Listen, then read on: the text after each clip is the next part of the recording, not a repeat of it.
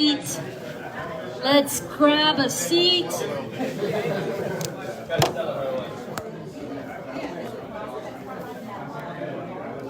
Sit here.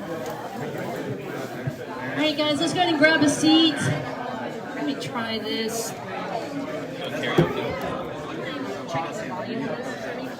right, guys, let's go ahead and grab a seat. I know, it's like pulling teeth from a candy from a baby.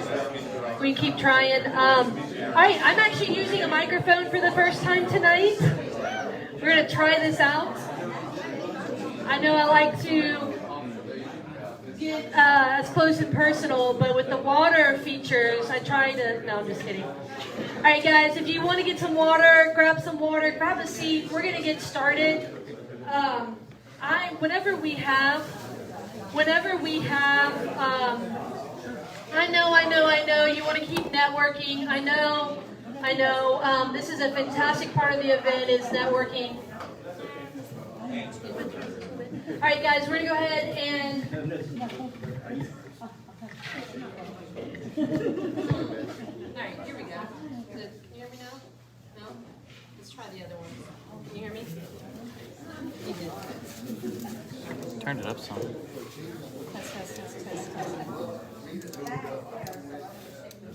Test. Okay, this is the one working. Okay. All right, guys. So we don't usually use microphones, but we will tonight. All right, a few things. I made one more current event thing that I didn't talk about. For everyone who lives in St. Tammany Parish, I do want to encourage you to look into two things. There is voting on taxes, and there's voting on the casino. I'm not going to necessarily say, hey, look, I'm not saying vote one way or the other. St. Tammany Parish is one of the highest, if not the highest taxed parishes in the entire state. So pay attention to that. Also, be an informed voter and an active voter. The other thing is, as someone born and raised in Slidell and who owns property there, who develops there, who does multiple things, who owns businesses there, I have my thoughts on the casino.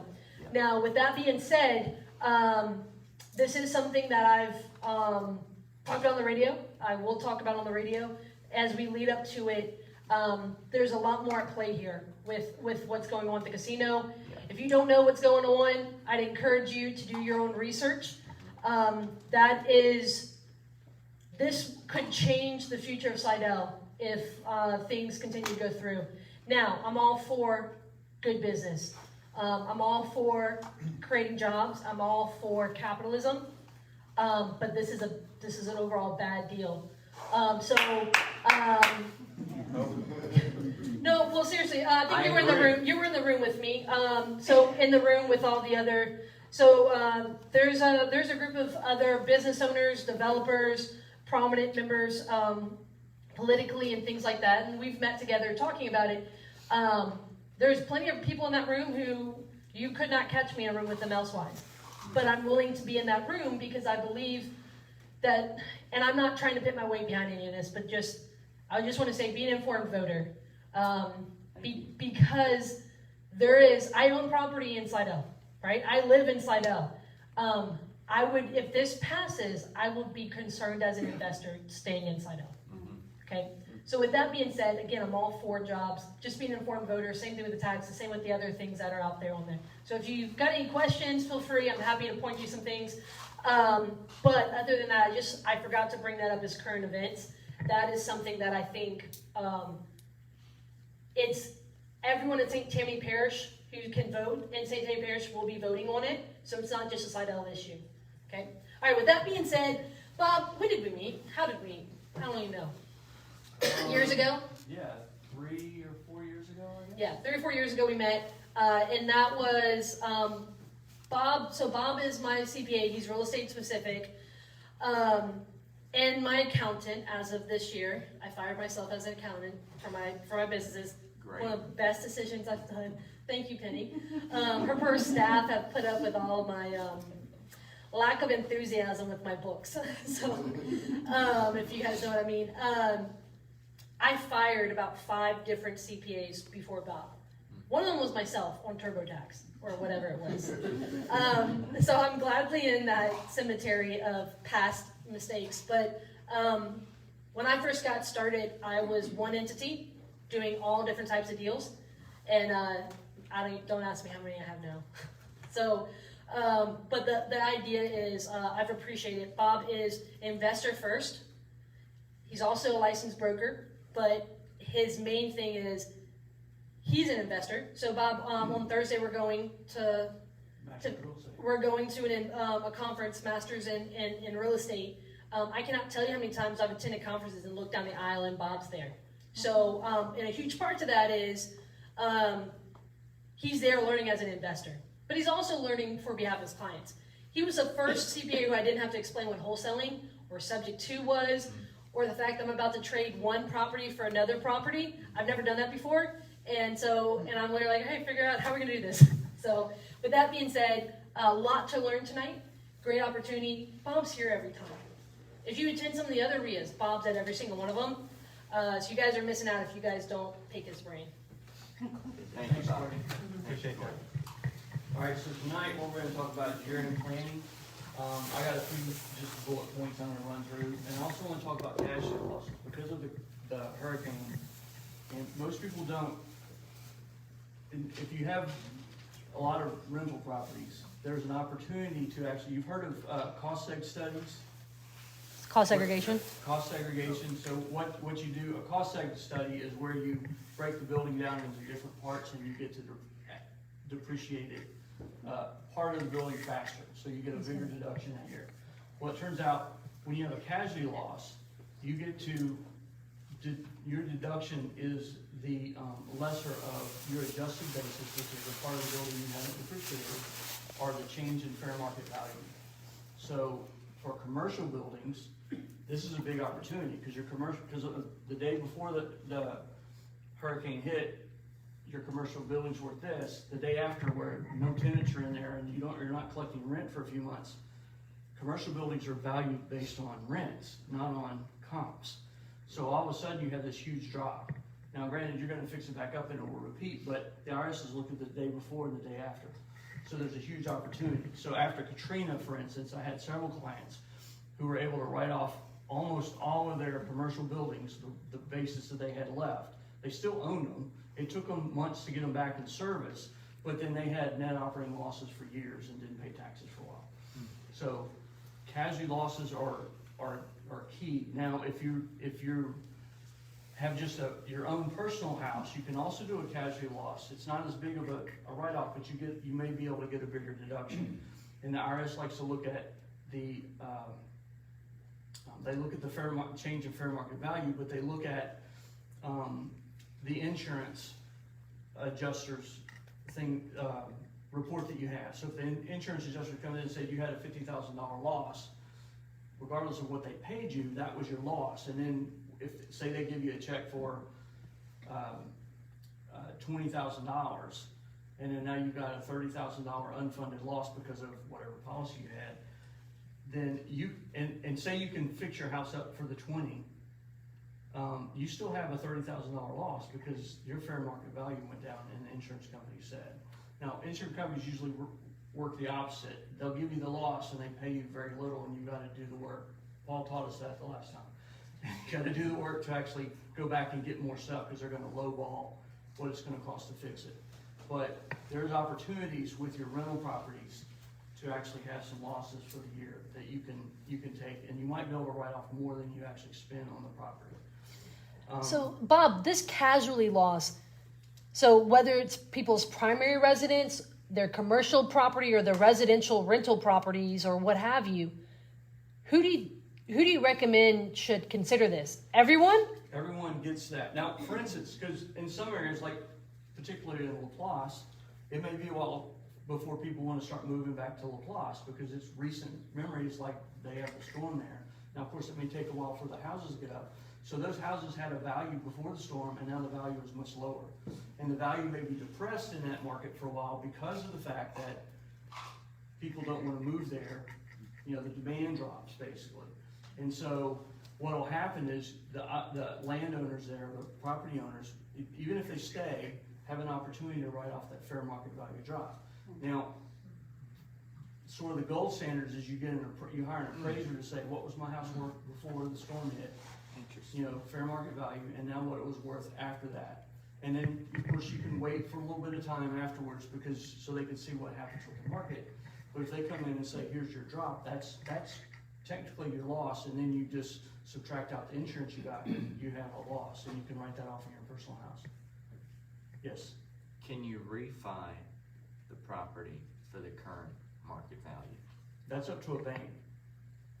But they might not, it depends on whether so the current market value is going down, right? The banks will probably go with the lower appraisal, so it just depends on what you would need to do. But yeah, I don't know why you would want to refinance for a lower value. But it depends on the market, because a lot of times it's like what we all discovered after Katrina is a lot of the values actually came back fairly quickly. Yeah. But the tax law says here's how you calculate that, regardless of what the actual market does. So there's some opportunities there. And so to just have that in the back of your mind, because most people don't realize that opportunity actually exists. And as real estate investors, we have that opportunity.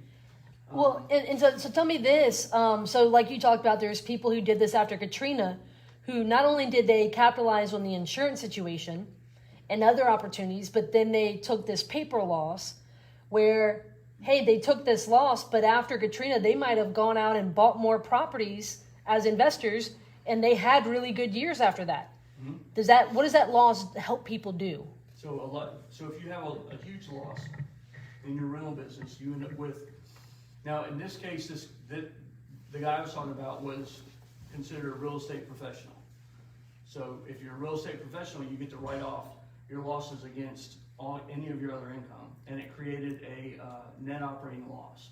So with a net operating loss, that means you've lost more money than you made for the whole year. And right now under current law, there's a special rule due to COVID, but basically under the Trump tax law, you could carry that loss forward each year until you use it up.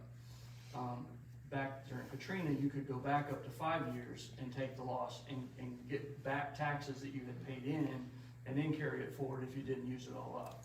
Right now, we can go back 2 years. You brought him up. I wasn't going to bring him up, but that's one of the ways Trump, he's taken major losses through his real estate, and as we learned through some of his tax returns. Now, this is not to be political, but it was one of the things that he did, right? He used some of those write-offs, those losses, to carry him forward for those good years too, and to mask those good years that you've had. If you have a net operating loss, you get to carry it forward. It'll offset your income in the future years, and it's offsets all basically income.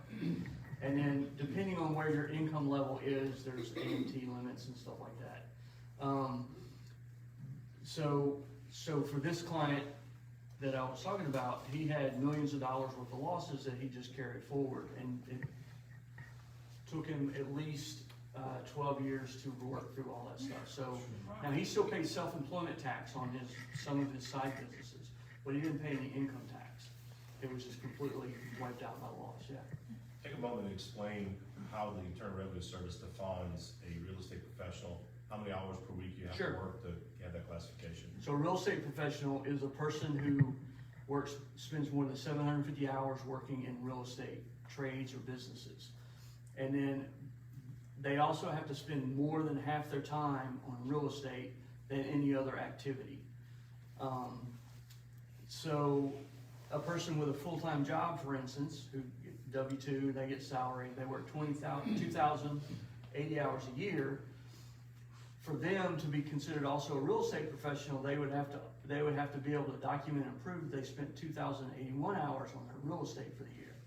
They could still be considered a real estate professional, but they wouldn't be able to write anything off because of that hour constraint. But like, for example, is this spending time considered hours spent on your rental property? Yeah, this would be considered time towards time spent on your on real estate activities. How does that help someone if they're a real estate professional? Considered that. So I have some clients I have a client where one spouse is making a large salary, and the other spouse manages all the rentals and does whatever they want to do. And so the spouse that is works in real estate spends enough time to where we can classify that person as a real estate professional, and then the losses they have, even from real estate's limited by losses depending on, because it's a passive loss. With a real estate professional, you can now deduct those rental losses against their spouse's W-2 income and save taxes. So it's really powerful there. So I use that strategy a lot with quite a few of my clients. I do have some clients that both spouses work W-2 jobs. They also own rentals because now they're bringing in a bunch of money and they can buy them.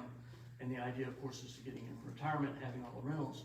But neither one can be a real estate professional, even though they spend significant time working on their real estate activities because they both have full-time jobs. So what happens is if they have a rental loss that year, it gets suspended and carried forward to offset rental income in the future. They still get to take it, they just can't deduct it against their W-2 income in the current year. So like if they have a really good year at their job, maybe bonuses, maybe commissions, whatever, this is when you start tapping into some of those hacks. Right. So I did come across an interesting twist. So it turns out that, this is off topic, but this is interesting. It turns out that Airbnb, short-term rentals, so if you rent a property on average, 7 days or less, it's considered a short-term rental. By tax law definition, that's not a residential property, it's considered a commercial property. Also, it's considered a business, it's not considered a rental.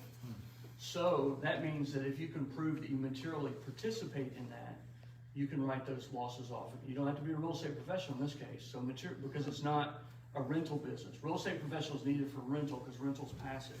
But because a short-term rental is not considered to be a rental business, if you rent it out 7 days or less on average, then you can actually, and if you materially participate, and this is spending 100 hours or more a year on your rental business. Now, if you have a property manager, that management doesn't count. But if you manage it yourself, that counts. You can write that rental loss, if you have one, off against your other income. And so I have a few people that are using that strategy because they're buying, they're setting up Airbnbs and they're making sure that they're documenting their time so that they can count that as material participating. So I thought that was pretty cool. But it only works with short-term rentals. So the 100 hours doesn't work with a regular rental. You have to hit the 750 hour for the real estate professional and then be able to spend more than half your time.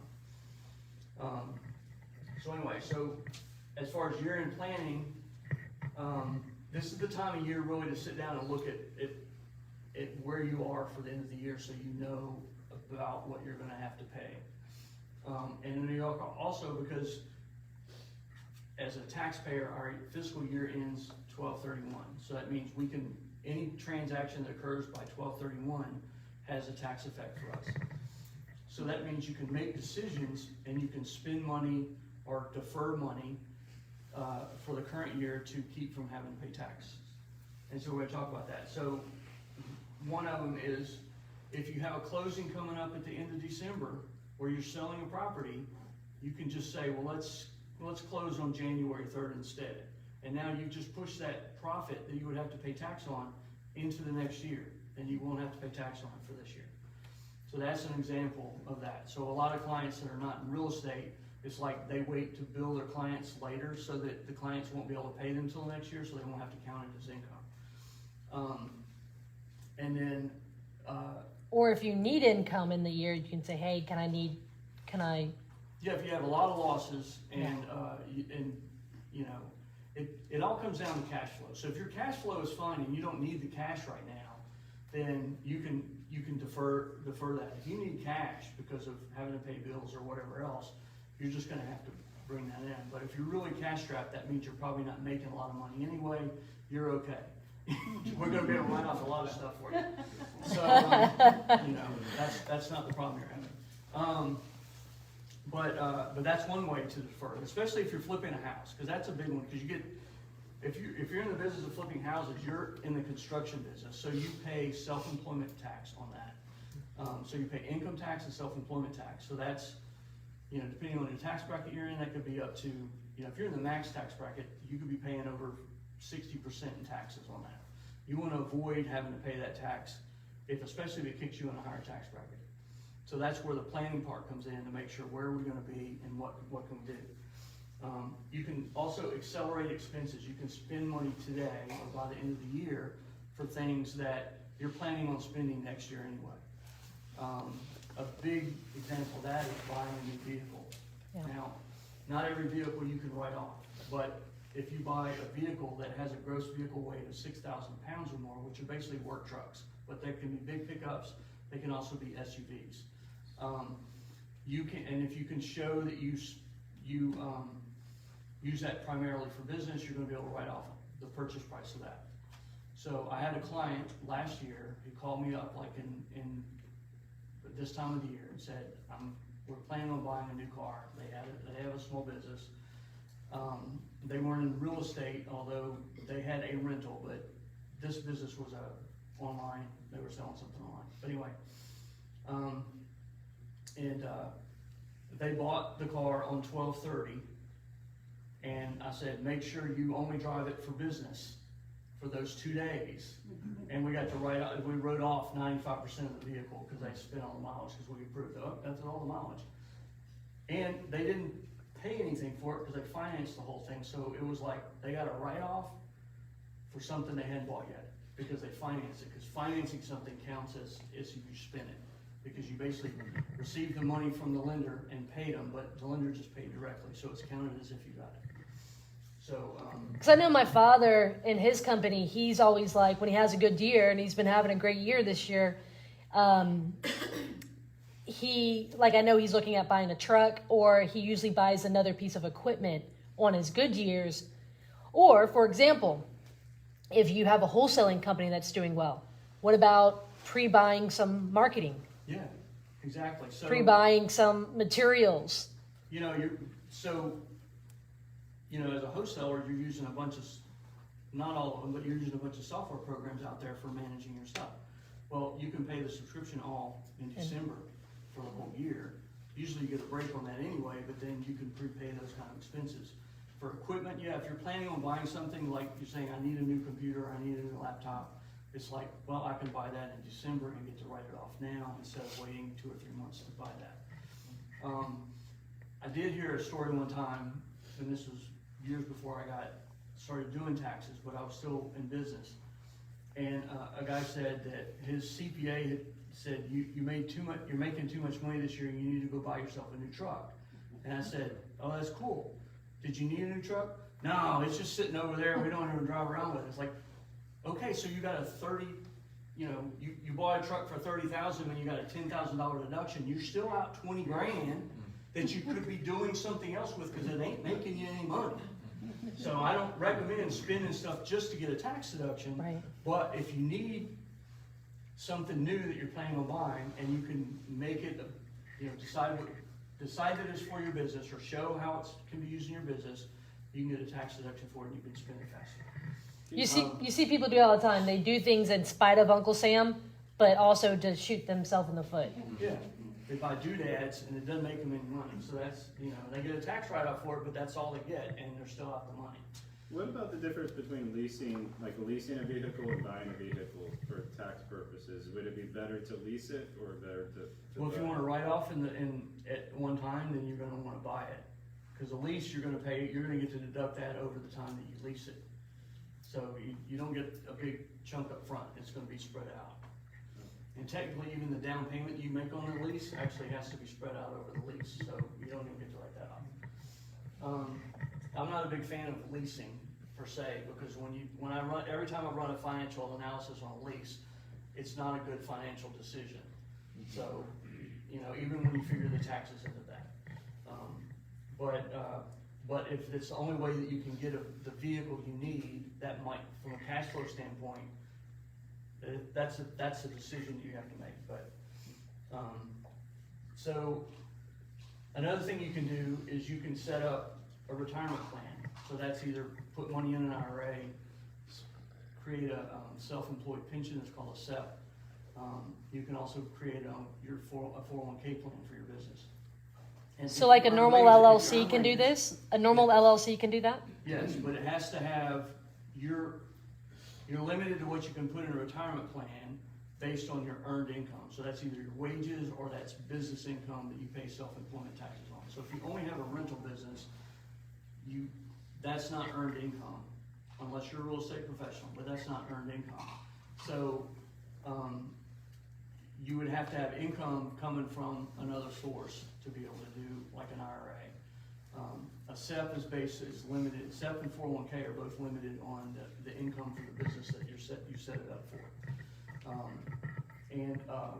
So you get a deduction for what you pay in that. Your company gets a deduction for that, and that's called a pre-tax or a traditional IRA or investment. The downside with that is that we're in historically low tax rates right now. The last thing you want to do is defer that tax, so that when you're in retirement and your income is up because you're real estate investors, and believe me, if you invest in real estate, your income does not go down in retirement. And then all of a sudden, you're gonna have to start pulling that money out when you hit a certain age. Right now it's 72, and then you're gonna pay tax on it, and you're probably gonna be paying tax on it at a higher tax rate than you're paying now. So I like putting money in a Roth, but if you need, it's not bad to have a pre-tax account. You just, you just gotta be careful of socking away a lot of money now. But that is one way. If you need to save some money this year and it's still your money, you can always convert it to a Roth later on when you have a down year.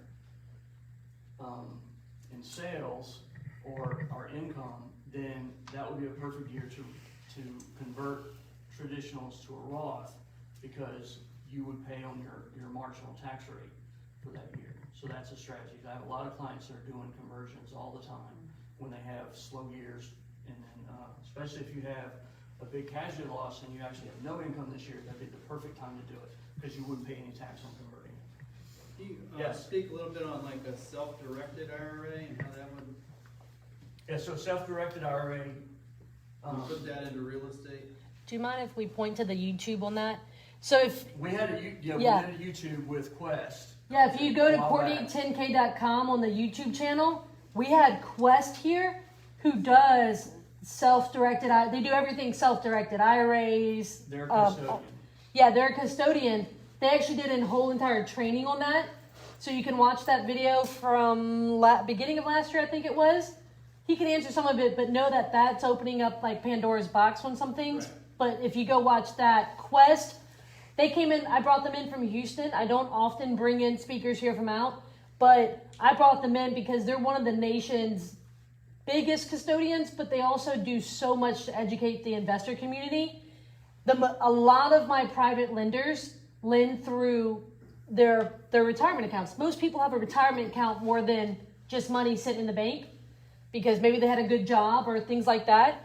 And when we've gotten them transitions to these self-directed accounts, it made lending so much more like sweeter through those accounts. Right. So the difference between does everybody know what a self-directed IRA is? No. All right. So a self-directed IRA is one where you direct what you spend the money in or invest the money in. So it's no different from any other IRA.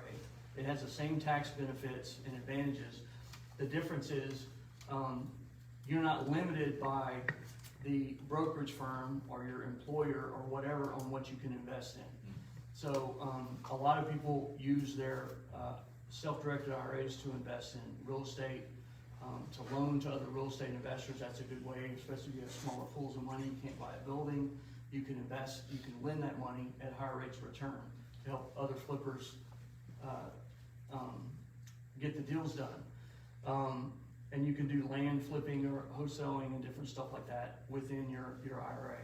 So you can convert a regular IRA to a self-directed one by just contracting with someone like Quest, where you basically just open an account and you roll over your funds into that account, and now you self-direct. So like you move it from Edward Jones, it's where Edward Jones is only limited to what products they have. Right.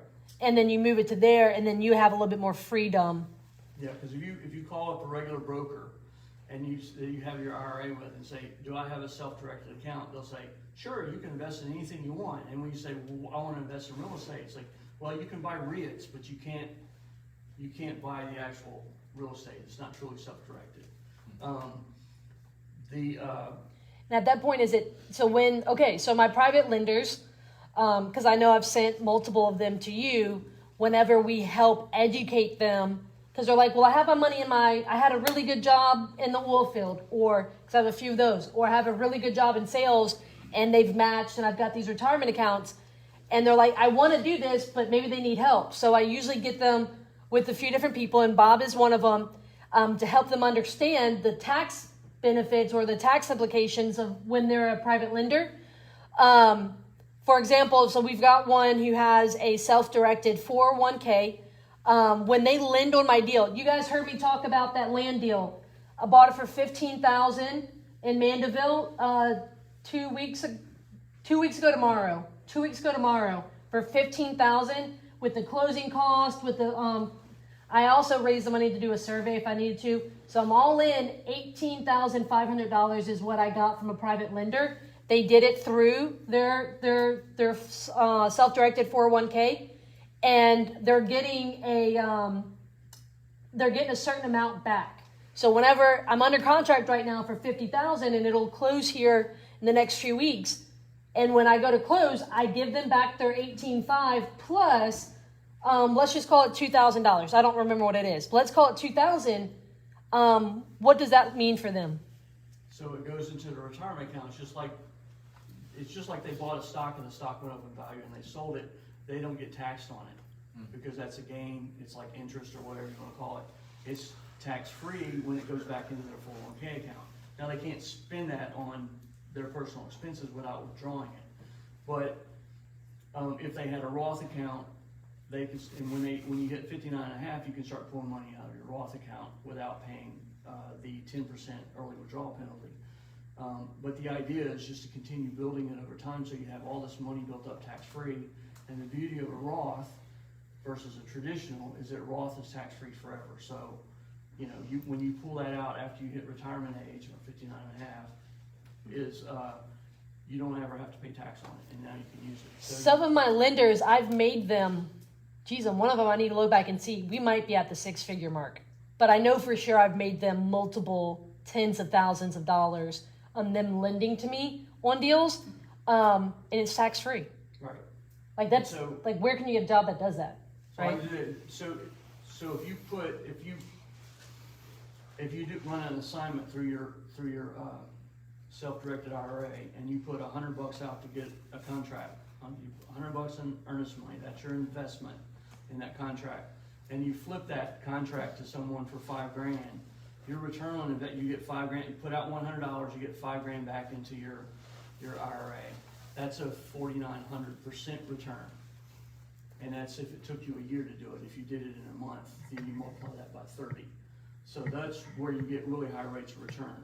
So Now, if you do too many of those in a year, the IRS might say you're running a business out of it. So you want to do it where you're Within the parameters. Within the parameters. But yeah, Justin, So they don't tax it. So if you do like a $5,000 assignment fee, and you just got $100 earnest money, all they tax you is on $100. Is what you're saying? you don't get taxed on any of it. The $100 came out of your IRA to pay it. Yeah. So to give them however you paid the stuff, but you paid the $100 to the seller to get it under contract. So you got an earnest money deposit down. Mm-hmm. Now it could be anything, but a lot of us, I was doing $10 when I was doing stuff, and then I found out on one of them that neither one of them cashed the checks. That it was like so I got it under contract for free, and then you got my $10 back. But $100 because the custodian has to treat it as if it's an investment. If you invest really small money and get a really big return, big amount back, the IRS might question whether it's an investment. But some of the guys, and this is from Equity Trust, basically said we consider $100 if you bought something because you could pay $100 for a stock, something like that. That seems reasonable.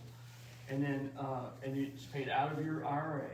And then when you go to closing and you get the assignment fee, the assignment fee gets wired right back into your IRA. So you don't ever touch the funds. If you touch the funds, it's taxable. But you can do that. So if you guys are doing wholesale deals, you should set up an IRA because you can. In most cases, you only have to put like $1,000 in to get it started. You don't have to put in a whole big chunk of money. And with $1,000, you can start doing some wholesale flips. and build that up fairly quickly over a few years. Well, and so these are some of the things that when I go to Bob, I'm what I'm good at is I'm good at doing stuff, right? And then I get people on my team when I say, hey, Bob, I don't want to say, here's my mess. I want to say, hey, Bob, I broke the system. Can you help me fix it, right?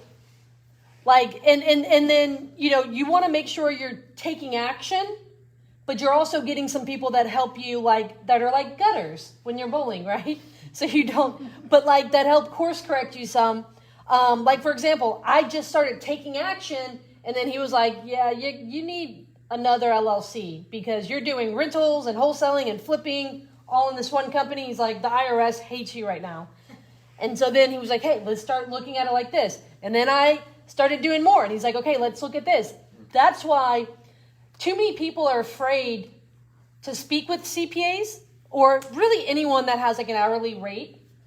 Number one, Bob's at all these meetings. Bob gives information.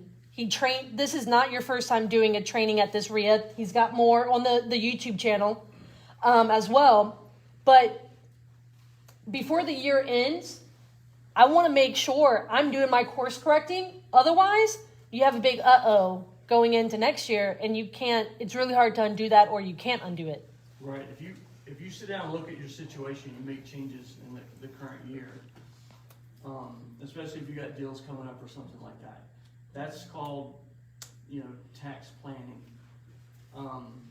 And in some cases, tax avoidance, because you're trying to structure things in a way to avoid tax, but within the law. After a deal is completed, or the year passes, and you go back saying, oh, I should have done this, you start changing records or making up documents, that's called tax evasion, and people go to jail for that. So if you do it before the event, it's called tax avoidance, and it's legal. If you do it after the event, it's called tax evasion, you go to jail. So a lot of my clients learn over time working with me that they start calling me before they start doing things, especially big deals. If they haven't done the deals before, how do I do this? Here's what I'm trying to do. Because I may think of things that they hadn't thought of, or I may tell them, you're not considering this part of it. I did have one client one time, they bought a new house, they called me up and said, is it okay for me to buy furniture? It's not a tax write-off, but yes, you can buy furniture, you can afford it, go buy furniture. Okay, but anytime I buy or sell, I reach out because I want to make sure if I'm buying it, I'm doing it in a planning way, right? And then if I'm selling, hey, what tax event am I causing? And then there's times when I'm buying and I have sellers who I know it's going to cause a tax event, I'll get Bob involved. Because, for example, I bought in Lake Village in Slidell, I bought a deal in there. If you guys know that neighborhood, I grew up in that neighborhood. I've done deals in that neighborhood. I had someone who, they owned that was their primary resident in the 80s.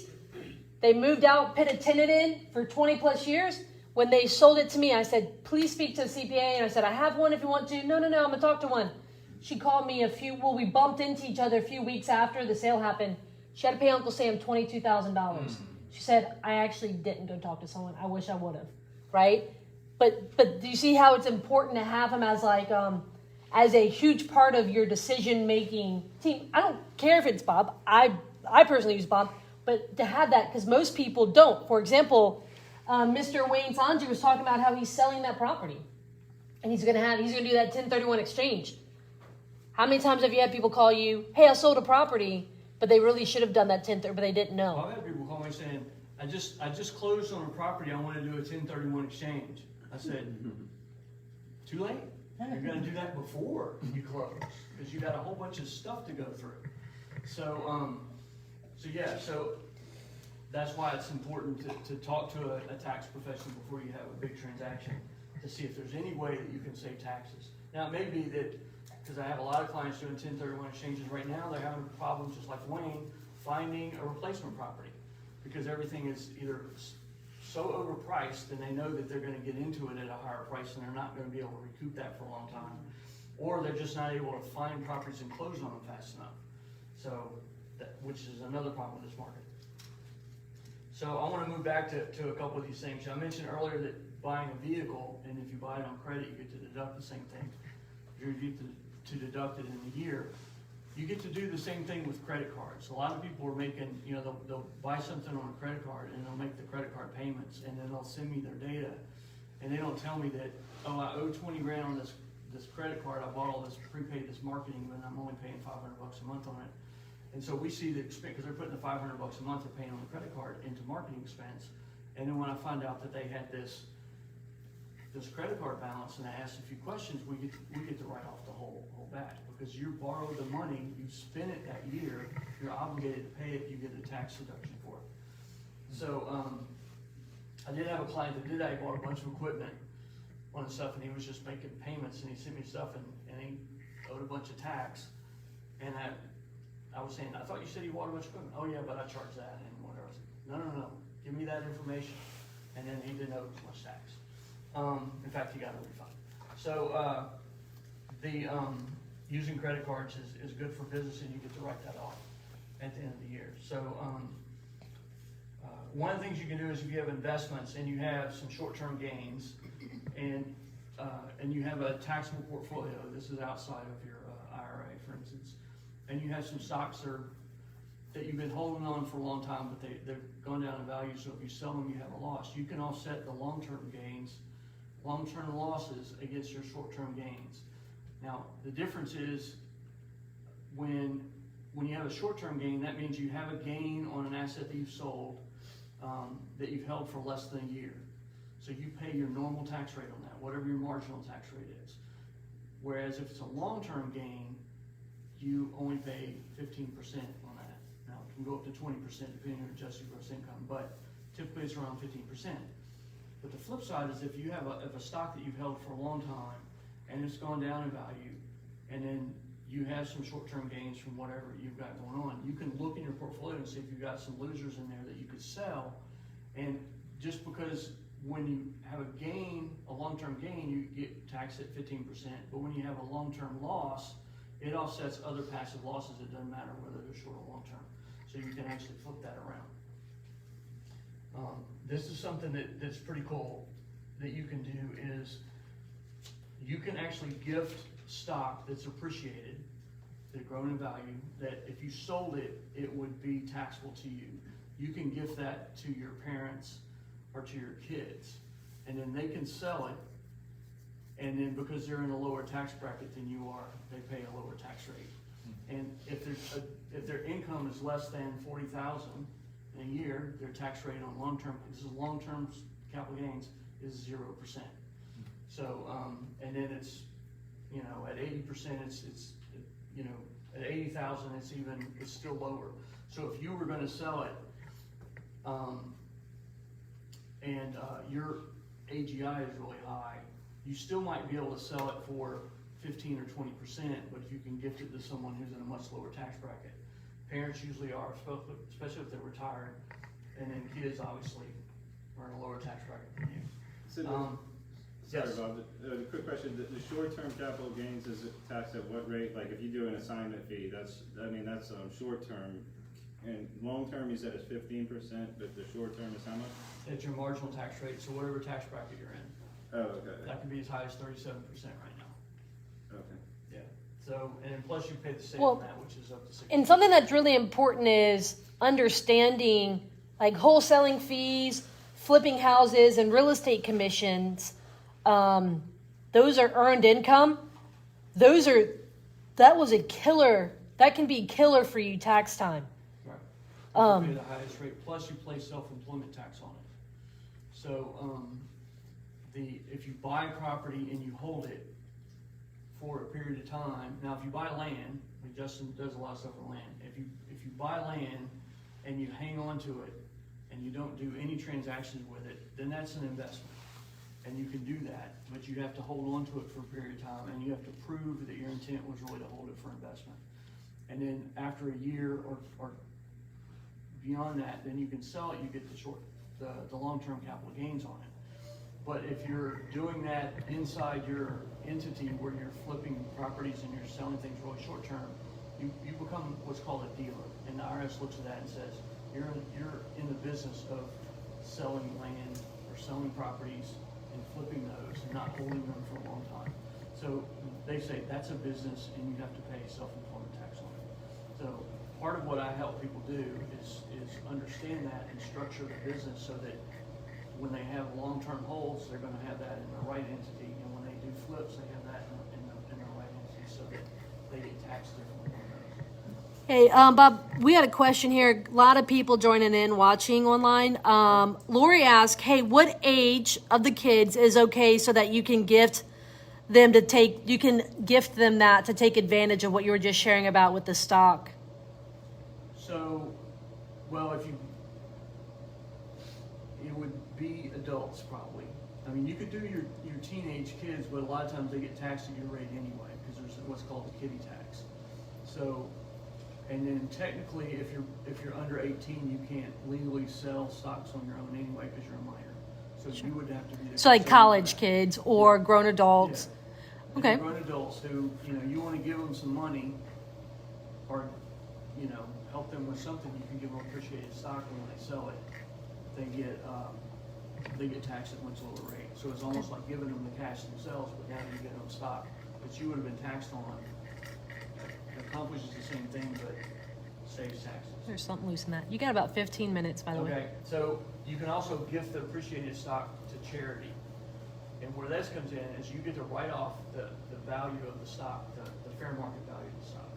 So if you bought Tesla stock 10 years ago and now you've got $1 million of it and you want a big write-off to charity, you could give all the Tesla stock to a charity and then you would get $1 million write-off. Whatever it is. And then you get to deduct that on your taxes. That would be a charitable gift. You can do that with real estate too, right? Like you can donate real estate. Yes, right? you can gift appreciated real estate, any asset that appreciates, you can gift that to a charity. And then now with technically on financial assets, which includes real estate and also cars and stuff like that, the IRS basically says the charity has to sell it to actually realize the value of that. Now stocks may not, because they're traded so often, it's easy to figure out what the value is. But for something like land or real estate, the charity might have to sell it. Land, you can actually get an appraiser, so that might step aside because you have an appraisal value and give it to a charity. Because a lot of people do that, they call it conservation easements. They give it to someone who's never gonna touch it and they get a big charitable write-off. Trump was doing that, and he was in the gray area and got a little trouble with that. Yes. Can a nonprofit entity take their investments, let's say with Edward Jones, move it into a self-directed IRA, and then be the financer or investor for someone that is flipping? Sure, but a nonprofit though has to be careful because that could be considered, well, they can invest because nonprofits usually invest their portfolio in things just to get rates of return. So they can have the earnings from that to fund the nonprofit. So yes, they could, because they're a nonprofit, they don't have to worry about an IRA because they're a nonprofit, so they won't be taxed on it anyway. But yes, they could invest with real estate investors and then get rates of return back. Right. Stuff. They have to be careful. They start flipping houses, then the IRS will say, you're actually now running a business in the nonprofit, and you're gonna have to pay what's called UBIT or unrelated business income tax. So, but if all they're doing is being an investor, nonprofits invest all the time, so that, I don't see a problem with that. The only other thing we haven't talked about is, is Escort health insurance. It turns out if you have an Escort, so an Escort is a small business corporation. A lot of people can set up LLCs and like to have them taxed as an Escort. So this is what I have a lot of clients do if they have operating business. They're flippers, wholesalers, real estate agents. This was one of the best things he did for me was convert my best company into an Escort. Right. But if you have health insurance for yourself and your business, and you're an Escort owner, you actually don't get to, the business can't deduct the health insurance because of a weird rule the IRS has for that. But you still get a deduction, you just have to run it through your check, your W-2, because if you're an Escort owner, one rule is you have to pay yourself a W-2. It's not subject to SE tax, which is cool, so you just add it to your wages, but then you get to deduct it as self-employed health insurance deduction, so you still get to deduct it, You just have to make sure you report it properly to deduct it. And then if you have an escort and you have a small salary and say that you're paying health insurance outside because it's not a group plan, it's a personal plan, your escort can reimburse you as long as they reimburse you before December 31st. And you can do the same thing, report it as income and then deduct it. Because the problem is if your only business is an escort and you have health insurance that you're paying for you and your family, you can't take a self-employed health insurance deduction because you're not really considered a self-employed person with an escort, you're an employee. There's all this convoluted rules, but if you run it through there, so that way you can deduct your health insurance basically. If you have another business that is a smaller business that's just an LLC that you have and you report that on Schedule C, now you have a business you can report your health insurance for. So it's only if you have an escort and that's your main income for your business. Can you speak to, with COVID, EIDL loans, PPP loans, by the end of this year, is there anything people should be thinking about with that? So if you received a PPP loan, you should be, most of those were designed to be forgiven as long as you paid it, you spent it on, PPP stands for Payroll Protection Program.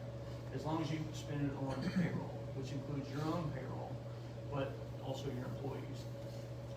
And there was 2 rounds of it. The first round was back in 2020, and the second round came in at the end of, they authorized more money, and companies could go back if they got it before, and they could do it again at the beginning of this year.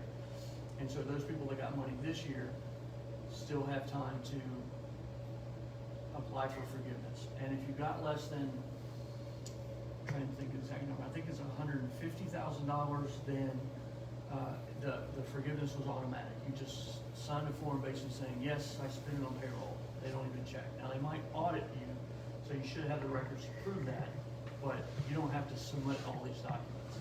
If you got more than that, you have to submit a bunch of documents to prove it. But usually that's not a problem because you spend on payroll.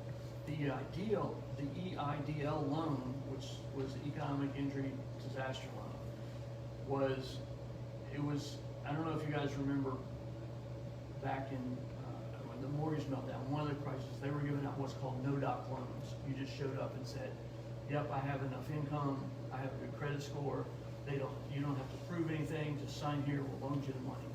Those are the best loans you could get. And unfortunately, I only got one of them, and at the time I should have been buying a house like crazy. But this EIDL loan is a no-doc loan. The SBA just basically said, did you have an injury? Yes. Okay, fill out this stuff and send us your tax return. And at first it was 50% of your revenues or your gross income.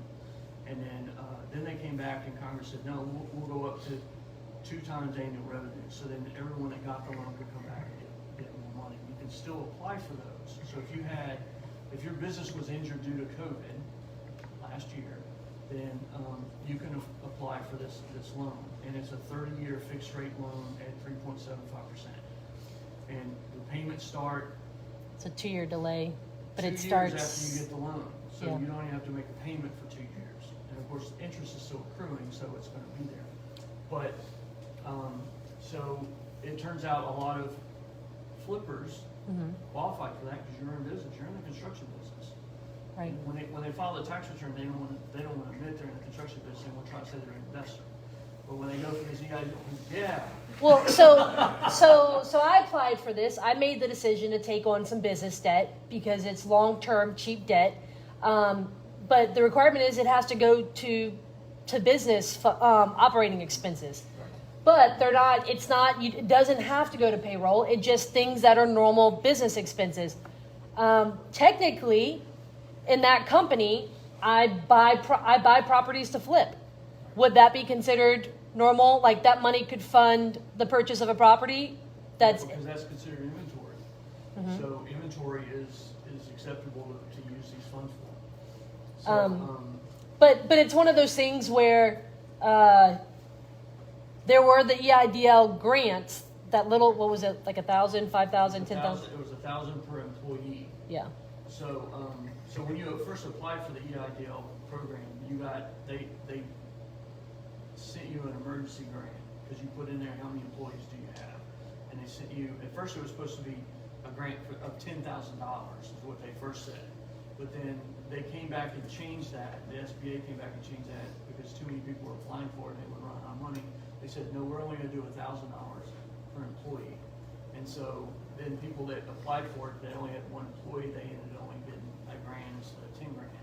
But it automatically enrolled you into the loan process, and then later on you were contacted by the SBA and said, do you need a loan? Send us these documents, and that's where the whole thing sort of started. So that was automatic. There are no more grants available. They did it for a short period of time for disadvantaged businesses. I don't know anyone that got one of those grants. But you can still apply for the EIDL loan, and I think it's still available to apply for it even now. So, Do you want to do Q&A? huh? Do you want to do Q&A? Any questions? It could be on any topic, yes. What if you sold a property bond for deed? How does the IRS treat that, or how do you get out your taxes? Did you rent it out for a period of time? No. So if you I sell. bought it the same day, and I bond for deed the same exact day. Okay, so the IRS treats a bond for deed as an installment sale. But if you run it through the wrong business, then you're considered a dealer, then you have to pay tax on all the proceeds right then, even though you haven't received it yet. So you have to be careful on how you structure the whole thing. Now, if you've only done one, then you could probably put that in there, because you gotta report, because you're gonna report on a form that you send to the IRS, it's an installment sale, and you're gonna show, I bought it on this day, I sold it on this day. And if you bought it on one day and you sold it the same day, then I was gonna say, well, that wasn't an investment. But if it's only one, it could be, you still could try it and find out, but I have a lot of guys flipping a lot of properties like that, and they're doing stuff. What I like to do instead of a bond for deed is a lease with an option to purchase, because then it's the same concept, except the person you're selling it to really isn't on title in any way. They don't really have equitable title, which bond for deed gives them that. But you can always convert it to a bond for deed when the option kicks in and continue on selling it that way. But now, because it's been a rental for a period of time, it was an investment. And you wanna make sure you have that in an entity that we talked about. An LLC was designed to hold properties. You can have it in your own name, it'd be a rental, but if you're flipping properties and you're doing a bunch of stuff in real estate, like most of you in the room, you wanna have separate entities for these different things, so you can show clear intent that, nope, that one's investment, this one's flips, that kind of stuff. Yeah, I have it in its own LLC, so it's the only thing in there, and that's what the band's gonna go to. Yeah, well then we could probably say that was an investment and do it. It would be an installment sale. And so it just spreads out the gain over the years that you collected. Gotcha. Any other questions? Eric? You talked about the different LLCs for flipping and wholesaling and stuff, rentals. Do they have to be set up? Each LLC has to be set up differently, or can it just be set up to do any legal business? No, any legal business. So yeah, you set up LLCs to do any legal business. You also set them up to be perpetual as the two basic things, because LLCs can have a duration. You can have it where it terminates on a certain day. But most people do that, and if you set up an LLC at the Louisiana state site, it has a box that says how long is the duration, and it says can be perpetual. And of course, the checkbox is any legal purpose. Now, there are some entities like nonprofits and opportunity zone funds, which are basically LLCs that own opportunity zone properties. They actually have to have specific language in their articles that the IRS says for them to qualify for those tax breaks. So that's when you would use that specific purpose. But other than that, every business I pretty much set up says any legal purpose. Yes. With the opportunity zone, I have one in New Orleans we get a bond for deed on that's in an opportunity zone. Do we get any special tax benefits on that, or is that just for the buyer? That's for the buyers. So the way It's the a selling opportunity zone feature. works. Huh? It's a selling feature, but Yeah. not, Right, the way opportunity zone works is if you invest in a property in an opportunity zone, and you can go online and say Louisiana opportunity zone map, and it'll show you. You can type in an address and it'll take you right to the thing. And there are certain areas in different, all the parishes have certain areas that are considered opportunity zones. If you invest in a property in that and you hold it for 10 years, and then you sell it, it's sold completely tax-free, because you get a basis adjustment up to fair market value. Oh, I didn't know that. That is a good sell. I mean, I put it in there as a selling feature. Right. It was opportunities on, but I didn't know, they hold it for 10 years, they pay no taxes? Correct. Oh, cool, I'm gonna have to put that in the next one. Yeah, and if it has a building on it already, then they have to substantially improve the building, which basically has to double the value. So, I had a client who's looking at a building in Metairie for $1 million, and I asked, well, how much is it gonna cost to rehab that? Because he had some guys that were saying, hey, invest in this in an opportunity zone, we can rent it from you, that kind of stuff. And he said, oh, just $200,000 to do it. I said, okay, well, that means that you're gonna have to allocate $800,000 to the land and $200,000 to the building. Because you have to substantially improve it, with basically 90%, so double. And so usually when you buy property, you wanna allocate as little to the land as you can, and the most part of the building, because you wanna be able to depreciate it. So I told him that really wasn't a good candidate for an opportunity zone. Even though it's in an opportunity zone, you have to substantially improve it. But if you buy raw land in an opportunity zone, you can build anything you want, because land isn't considered, you don't have to double the value of the land. You just have to build a building on it, and that building from scratch can be anything you want it to be. And then when you sell that property 10 years from now, it's completely tax-free. Now, in the meantime, you're renting it out or you're using it for your business, so you still, if you rent it out, you still pay tax on it as a rental, but you just, when you sell it after the 10 years, you get the tax-free. So my bond for deed is 23 years, so does that mean, like, when that sale officially, like, so I still won't benefit even if they close 23 No, years? because you have to, before you buy the property, you have to set up a qualified opportunity zone fund. You have to set up a special LLC just to purchase it. Oh, okay. And you purchase it in that, and then you have to hold it, but because the IRS treats a bond for deed as a sale, not, It's from even the though date. title didn't transfer, they treat it as an installment sale, and you report it as a sale, then it looks like you sold it already, so it wouldn't have counted. So now if you leased it to them for 10 years with an option to purchase after year 10, now, and you bought it in a special opportunity zone fund, then you would have a tax-free investment. This is why you call him before and be like, hey. Yeah. I should have called you before I bought that one. Any final burning questions for him? Because we're gonna start landing the plane here. Bob, I was talking to you last time about tax write-off, and what you said tonight about writing off your car from then and now is different, but I wanted to know more about what I could write off. Like, I'm renting a place and I'm also using that as it's an apartment, but I also use it as my home office. And then somebody told me I could write it off, and then somebody told me I couldn't. So, yes, you can deduct a portion of the apartment or the place or the house or whatever you're renting as a home office. And the portion of the rent you pay is deductible as a home office expense. So if you have a house and you have a 3-bedroom, 2-bath house, and you're using 1 bedroom as an office, and say that's 15% of the house, then you get to write off 15% of the expenses. And if you don't own the house because you're renting it, you get to write off 15% of the rent as home office. If you own the house, you get to write off mortgage and insurance and all the stuff that goes into what you would be paying rent for. But yes, you can. Don't you have that number people can text something to and can get your 10 tips? Do you know what I'm talking Yes, well, is it 10? Okay, so I have, if you text, about? You do I remember even remember that number? I don't even remember that number. it? It's okay if you don't remember it. I know. I When remember. I give a presentation on 10 tax tips for investors, and on it I have a tax thing where I'll send you the slides, you get them automatically, and then also have another thing that I send.